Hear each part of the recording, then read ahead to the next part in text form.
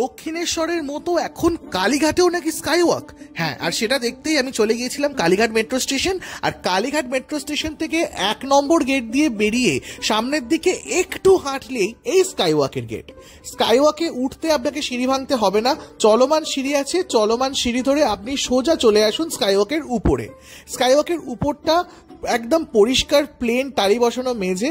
কোনো বয়স্কা যদি থাকেন তাদেরও হাঁটতে কোনো অসুবিধে হবে না, আপনি নিশ্চিন্তে এখানে যেতে পারেন। পরিষ্কার পরিচ্ছন্নতার কথায় যদি আসি, সত্যি এখনো পর্যন্ত জায়গাটি খুব পরিষ্কার পরিচ্ছন্নভাবে রাখা হয়েছে। এখানে যারা সাফাইয়ের ব্যবস্থায় রয়েছেন তারা প্রচণ্ডভাবে অ্যাক্টিভ। অন্তত যখন আমি এলাম এবং গেলাম স্কাইওয়াকের ওপর দিয়ে, সবসময় তারা পরিষ্কার করছেন। অনুরোধ রাখবো আপনারাও এই পরিষ্কার পরিচ্ছন্নের একটু খেয়াল রাখুন। আর খুব সুন্দর আর্কিটেকচার, বিভিন্ন শিল্পকলা, ডোম টাইপ স্ট্রাকচার দিয়ে স্কাইওয়াকটি সাজানো, আপনি যেতে যেতে একটুও বোর হবেন না। এবার আসি কালীঘাট মন্দিরের কথায়। আপনারা জানেন কালীঘাট মন্দিরকে আবার নতুন করে সাজানো হয়েছে। এখন এই মন্দিরটি সকাল 5টা থেকে দুপুর 2টো পর্যন্ত এবং বিকেল 5টা থেকে রাত্রি 10টা পর্যন্ত খোলা থাকছে। প্রচণ্ডভাবে ভিড় হচ্ছে সন্ধ্যেবেলায়, অন্তত আমি যেদিনকে গেছিলাম খুব ভিড় ছিল।